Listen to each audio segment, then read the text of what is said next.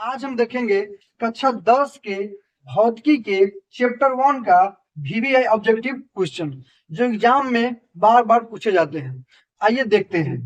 सबसे पहला क्वेश्चन क्या है कि प्रकाश के परावर्तन के कितने नियम होते हैं। तो आप लोग जानते होगा प्रकाश के परावर्तन के 2 नियम होते हैं। कितने नियम होते हैं? 2 नियम।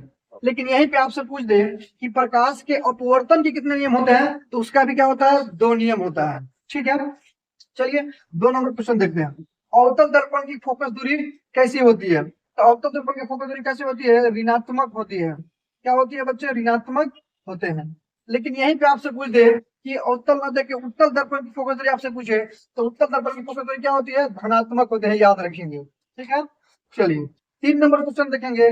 दाढ़ी बनाने में किस दर्पण का उपयोग किया जाता है? यह क्वेश्चन कई बार एग्जाम में पूछा जा चुका है, इस बार भी पूछने का बहुत चांस है। तो देखिए, दाढ़ी बनाने में आपको पता होगा कि अवतल दर्पण का उपयोग किया जाता है। किसका किया जाता है? अवतल दर्पण का उपयोग किया जाता है। अगला 4 नंबर क्वेश्चन देखेंगे। किस प्रतिबिंब को पर्दे पर प्राप्त किया जा सकता है? आइए देखते हैं।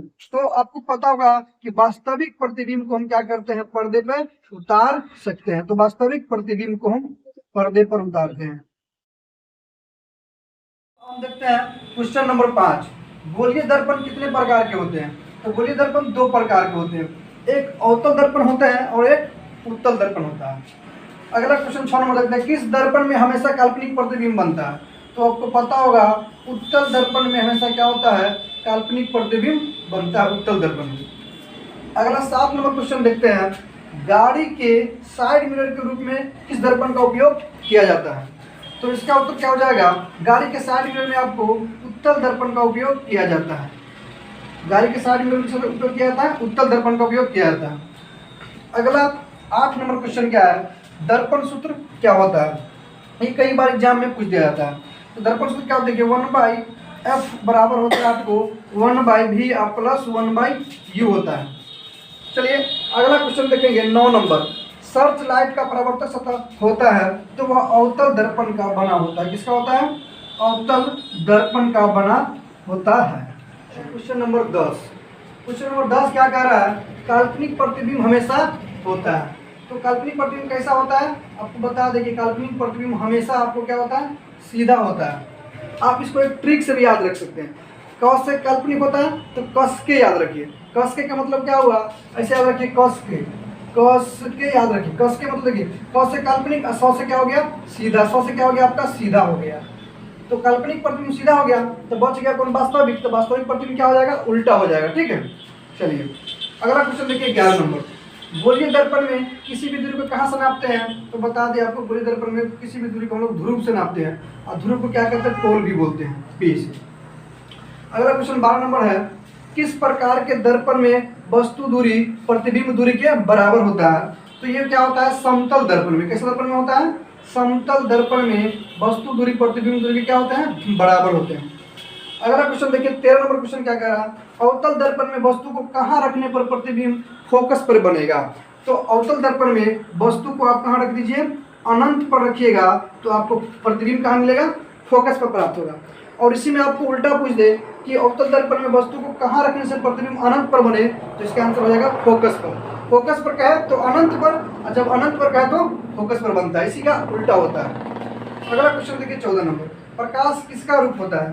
तो आपको पता होगा प्रकाश एक ऊर्जा का रूप है। किसका रूप है? ऊर्जा का रूप। हम देखते हैं अगला क्वेश्चन 15 नंबर क्वेश्चन क्या कह रहा है? प्रकाश की किरणें गमन करती है। तो प्रकाश की किरण में एक गुण होता है कि वो हमेशा क्या होती है? सीधी रेखा में चलती है। क्या चलती है बच्चे? सीधी रेखा में गमन करती है। ठीक है, सीधी रेखा में वो क्या करते हैं? गमन करते हैं। अगला 16 नंबर क्वेश्चन देखते हैं। निर्वात में प्रकाश की चाल कितनी होती है? यह क्वेश्चन कई बार एग्जाम में डायरेक्ट पूछ दिया जाता है, तो ये याद रखिएगा। ये बहुत VVI है। ठीक है, इसको ध्यान रखना है। आपका 15 नंबर भी बहुत VVI, ये भी क्वेश्चन बहुत बार एग्जाम में आया हुआ है। तो निर्वात में प्रकाश की चाल कितनी होती है? तो 3 × 10⁸ मीटर प्रति सेकेंड होता है। अगला देखते हैं हम लोग 17 नंबर क्वेश्चन। गोलीय दर्पण के वक्रता केंद्र और ध्रुव को मिलाने वाली रेखा को हम लोग क्या कहते हैं? तो उसको हम लोग कहते हैं मुख्य अक्ष कहते हैं। क्या कहते हैं? मुख्य अक्ष कहते हैं। अगला हम लोग 18 नंबर क्वेश्चन देखते हैं। गोलीय दर्पण की फोकस दूरी वक्रता त्रिज्या की होती है। तो गोलीय दर्पण की फोकस दूरी वक्रता त्रिज्या की आधी होती है। क्या होती है? आधी होती है। 19 नंबर प्रश्न है, प्रतिबिंब कितने प्रकार के होते हैं? तो 2 प्रकार के होते हैं, वास्तविक प्रतिबिंब एवं काल्पनिक प्रतिबिंब। तो नंबर 20 नंबर क्वेश्चन, कहता है सोलर कुकर में व्यवहार होता है। तो सोलर कुकर में किसका व्यवहार किया जाता है? अवतल दर्पण का। किसका? अवतल दर्पण का व्यवहार किया जाता है।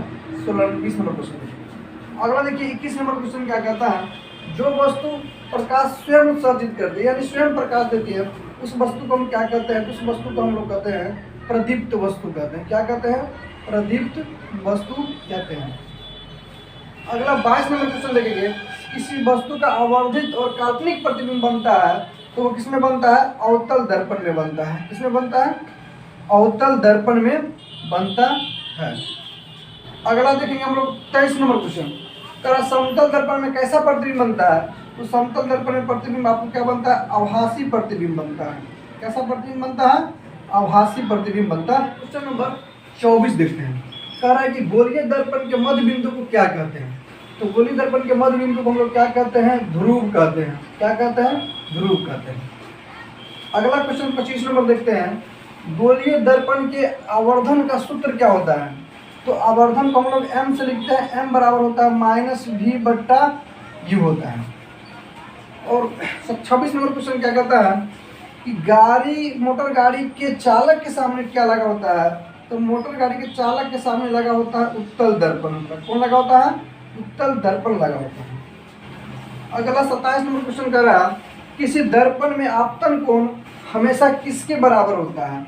तो पता होगा आप लोग पढ़े हुए प्रकाश के परावर्तन के नियम कि आपतन कोण हमेशा बराबर होते हैं परावर्तन कोण के बराबर होते हैं। किसके बराबर होते हैं? परावर्तन कोण के बराबर।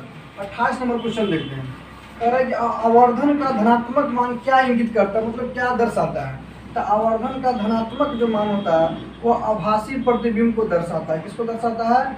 आभासी प्रतिबिंब को दर्शाता है। आभासी प्रतिबिंब को क्या करता है? दर्शाता है। अगला 29 नंबर प्रश्न क्या कर रहा है, एक उत्तल दर्पण की वक्रता त्रिज्या दिया हुआ है 32 सेंटीमीटर, उसका फोकस दूरी क्या करना है? आपको ज्ञात करना है। तो आप जानते क्या है कि सबसे पहले यहाँ पे क्या दिया हुआ है? r बराबर कितना दिया गया है? 32 सेंटीमीटर दिया गया है। तो आपसे f पूछ रहा है, तो आप एक फॉर्मूला पढ़े हुएगा क्या कि f बराबर क्या होता है? r/2। अब इसमें मान डाल दीजिए और यहाँ से फोकस आपका क्या होगा? निकल जाएगा। तो f बराबर क्या? r कितना है? 32। अब बट्टे में क्या हो गया? 2 और 2 से काट देंगे तो इसका आंसर क्या हो जाएगा? 16 सेंटीमीटर हो जाएगा। यही इसका आंसर हो जाएगा। अगला 30 नंबर क्वेश्चन देखते हैं और इस चैप्टर का लास्ट प्रश्न है कि समतल दर्पण की फोकस दूरी क्या होती है? तो आपको बता दें कि समतल दर्पण की फोकस दूरी आपको कितना होता है? अनंत होती है। क्या होती है? अनंत होती है। यदि यह वीडियो अच्छा लगा तो लाइक एंड सब्सक्राइब जरूर करें।